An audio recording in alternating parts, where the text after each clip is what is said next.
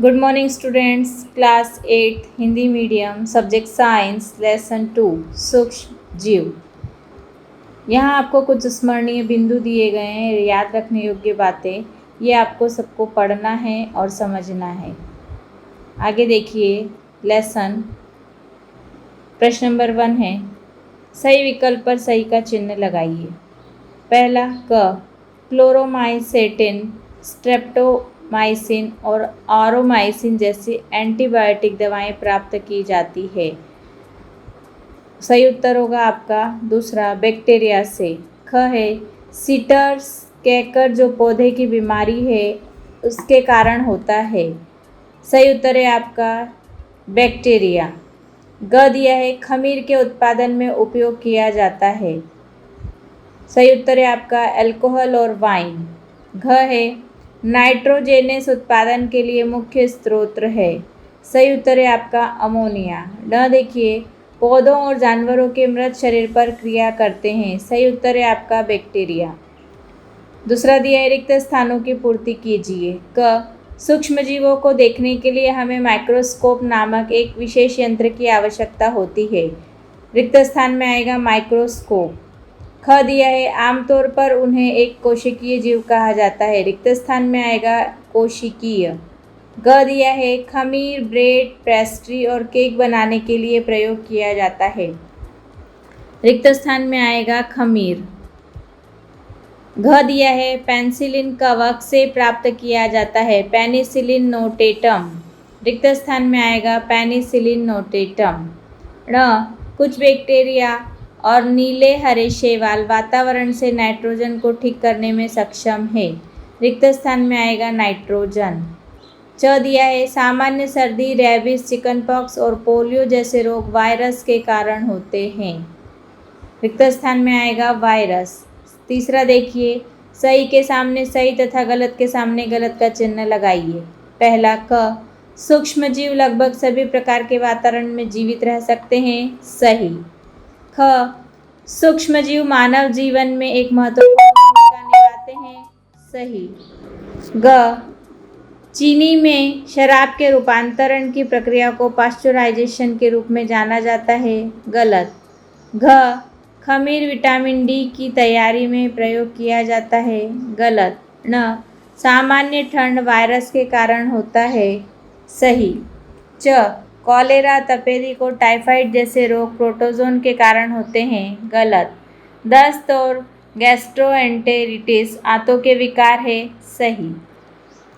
चौथा दिया है, निम्नलिखित प्रश्नों के उत्तर दीजिए। क, सूक्ष्म जीवों से आप क्या समझते हैं, उनके लाभदायक और हानिकारक प्रभाव बताइए। उत्तर देखिए, जानवरों और पौधों के अलावा हमारे आसपास अन्य सजीव भी मौजूद हैं जिन्हें नग्न आँखों से नहीं देखा जा सकता है। उन्हें सूक्ष्मजीव कहा जाता है। विभिन्न उद्देश्यों और कार्यों के लिए सूक्ष्मजीवों का उपयोग किया जाता है। दही, रोटी और केक बनाने में सूक्ष्मजीवों का उपयोग किया जाता है। उनका वाणिज्यिक उत्पादन के लिए उपयोग किया जाता है। उनका उपयोग दवा बनाने और वैक्सीन तैयार करने के लिए किया जाता है। इन्हें मिट्टी की उर्वरता बढ़ाने और पर्यावरण की सफाई में भी उपयोग किया जाता है। सूक्ष्मजीव कई तरीकों से हानिकारक होते हैं। सूक्ष्मजीव मानव, पशु और पौधों में बीमारियों का कारण बनते हैं। सूक्ष्मजीवों के कारण उत्पन्न रोग को पैथोजियन कहा जाता है। कुछ सूक्ष्मजीव संग्रहित खाद्य, कपड़े, चमड़े, लकड़ी की सामग्री, किताबें इत्यादि के खराब होने के कारण बनते हैं। प्रश्न नंबर ख दिया है, सूक्ष्मजीवों के वाणिज्यिक और औषधीय उपयोग लिखिए। उत्तर देखिए, सूक्ष्मजीवों का वाणिज्यिक उपयोग, अल्कोहल, शराब और लैक्टिक अम्ल के निर्माण में सूक्ष्मजीवों का उपयोग किया जाता है। खमीर और कवक की कुछ प्रजातियां अल्कोहल, शराब और कुछ अम्ल, लैक्टिक अम्ल, साइट्रिक अम्ल आदि वाणिज्यिक उत्पाद के लिए उपयोग किए जाते हैं। सूक्ष्मजीवों का औषधीय उपयोग, जब हम बीमार पड़ते हैं तब हम कुछ दवाएं जैसे एंटीबायोटिक, कैप्सूल, टैबलेट और इंजेक्शन लेते हैं। इन दवाओं के सूक्ष्मजीव महत्वपूर्ण स्रोत हैं। ये दवाएं सूक्ष्मजीवों के कारण बीमारी के विकास को रोक या मार देती है। ऐसी दवाओं को एंटीबायोटिक्स कहा जाता है। एंटीबायोटिक्स विशिष्ट सूक्ष्मजीवों से निर्मित होते हैं। ये एंटीबायोटिक्स कवक और बैक्टीरिया से बने होते हैं। क्लोरोमाइसेटिन, स्ट्रेप्टोमाइसिन और ऑरोमाइसिन जैसे एंटीबायोटिक्स बैक्टीरिया से प्राप्त होते हैं। पेनिसिलिन कवक पेनिसिलिन नोटेटम से प्राप्त होता है। विटामिन बी कॉम्प्लेक्स की तैयारी में खमीर का उपयोग किया जाता है। एंटीबायोटिक दवाओं का उपयोग विभिन्न पौधों की बीमारियों को नियंत्रित करने के लिए किया जाता है। प्रश्न नंबर ग देखिए, मिट्टी की उर्वरता बढ़ाने और पर्यावरण की सफाई में सूक्ष्मजीव कैसे मदद करते हैं? ग, मृदा की उत्पादन क्षमता बढ़ाना। जानवर और पौधों के शरीर में मौजूद प्रोटीन बैक्टीरिया द्वारा अमोनिया में परिवर्तित हो जाते हैं। अमोनिया को अन्य बैक्टीरिया द्वारा क्रियान्वित किया जाता है और नाइट्राइट्स और नाइट्रेट्स में परिवर्तन होता है, जो मिट्टी की प्रजनन क्षमता को बढ़ाते हैं। कुछ बैक्टीरिया और नीले हरे शैवाल वायुमंडल से नाइट्रोजन को ठीक करने और इसकी प्रजनन क्षमता में वृद्धि करने में सक्षम है। फंगी पौधों और जानवरों के मृत शरीर पर उन्हें विघटित करते हैं और मिट्टी की उर्वरता में वृद्धि करते हैं। पर्यावरण की सफाई। घरों और उद्यानों से पौधों, सब्जियों और फलों के अपशिष्ट को एकत्र करें। अब एक गड्ढा खोदें और इसमें पौधों का अपशिष्ट डालें। मिट्टी से इस गड्ढे को ढकें। कुछ समय बाद आप देखेंगे पौधों, सब्जियों के और फलों के अपशिष्ट को विघटित कर दिया गया है और उन्हें खाद में परिवर्तित कर दिया गया है। ये कैसे हुआ? पौधों, सब्जी और फलों के अपशिष्ट को सूक्ष्म जीवों या सूक्ष्म जीवों की क्रिया से खाद में परिवर्तित कर दिया गया है। सूक्ष्म जीवों ने मृत कार्बनिक पौधों और जानवरों के अपशिष्ट को सरल पदार्थों में परिवर्तित करने हेतु विघटित किया है। इन पदार्थों का फिर से अन्य पौधों और जानवरों द्वारा उपयोग किया जाता है। बैक्टीरिया पौधों और जानवरों के मृत शरीर पर कार्य करके उन्हें सरल तत्वों में परिवर्तित करके अपमार्जक के रूप में कार्य करते हैं। बैक्टीरिया को औद्योगिक पानी को विघटित करने के लिए नियोजित किया जाता है और इस प्रकार वह सीवेज निपटान में मदद करता है और जल प्रदूषण को कम करता है। इस प्रकार सूक्ष्मजीव पर्यावरण को साफ करते हैं। प्रश्न नंबर घ दिया गया है आपको, मनुष्यों में सूक्ष्मजीवों के कारण बीमारी के बारे में संक्षेप में लिखिए। सूक्ष्मजीवों के कारण होने वाली बीमारी हमारे शरीर में पानी के माध्यम से प्रवेश करती है। हम सांस लेते हैं और खाना खाते हैं। संक्रमित या बीमार व्यक्ति के साथ सीधे संपर्क से सूक्ष्मजीव भी प्रसारित होते हैं। एक बीमार व्यक्ति द्वारा निकाले गए अवशिष्ट पदार्थों में कई रोगजनक सूक्ष्मजीव होते हैं। सामान्य सर्दी, रेबीज, चिकनपॉक्स और पोलियो जैसे रोग वायरस के कारण होते हैं।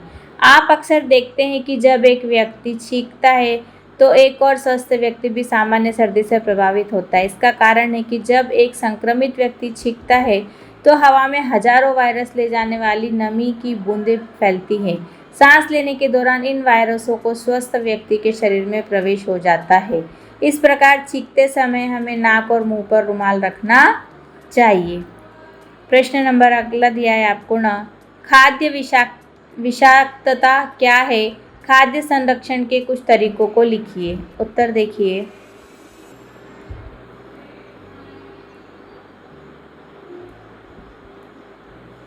खाद्य विषाक्तता कुछ सूक्ष्मजीवों द्वारा खराब भोजन के उपयोग के कारण खाद्य विषाक्तता हो सकती है। इस प्रकार कुछ सूक्ष्मजीव खाद्य विषाक्तता का कारण बनते हैं। बैक्टीरिया भोजन खराब कर देता है। साल्मोनेला और स्टाफिलोकोसी जैसे बैक्टीरिया खाद्य विषाक्तता के कारण बनते हैं। जीवाणु क्रिया के कारण कुछ समय बाद दूध और फलों का रस खट्टा हो जाता है। फल, सब्जियां और ताज़ा भोजन बैक्टीरिया की क्रिया से खराब हो जाते हैं। फंगी की तरह मोल्ड मानव उपभोग के लिए भोजन को अनुपयुक्त बनाते हैं। मोल्ड फल और सब्जियां पर उगते हैं और उन्हें खराब कर देते हैं। खमीर फलों के रस पर उगता है और उन्हें उपयोग के लिए अनुपयुक्त बनाते हैं। ये सूक्ष्मजीव कभी कभी हमारे भोजन पर जहरीले पदार्थ पैदा करते हैं। ये खाद्य विषाक्त गंभीर बीमारियां, यहाँ तक कि मौत का कारण बनते हैं। खाद्य संरक्षण मतलब भोजन को कैसे संरक्षित किया जाता है। सूक्ष्मजीव हमारे भोजन को खराब करते लंबे समय तक एक आर्द्र और गर्म जगह पर संग्रहित होने पर कच्चे और पके हुए भोजन खराब हो जाते हैं। नमी और गर्मी स्थानों पर कवक, बैक्टीरिया आदि उत्पन्न होते हैं जो नमीयुक्त भोजन पर रहते हैं और इसे खराब करते हैं। मसालेदार भोजन से खराब गंध निकलती है और इसका स्वाद बुरा और रंग बदल जाता है। हमें खाना बर्बाद नहीं करना चाहिए क्योंकि खाना मूल्यवान होता है, इसलिए भोजन अनेक तरीकों से संरक्षित किया जाता है। आइए हम अपने घरों में भोजन को संरक्षित करने के सामान्य तरीकों का अध्ययन करें। पहला दिया है रासायनिक विधि द्वारा संरक्षण।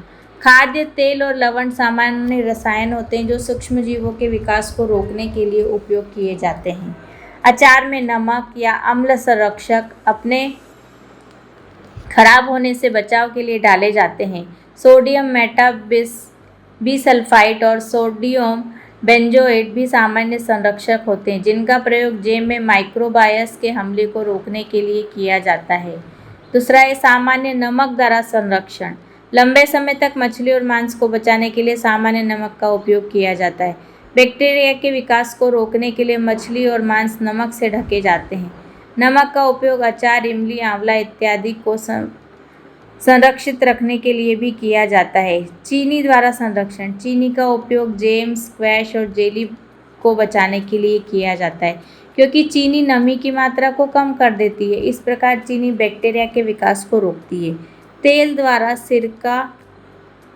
और सिरका द्वारा संरक्षण। सब्जियां, फल, मांस और मछली तेल को सिरका द्वारा संरक्षित किए जाते हैं।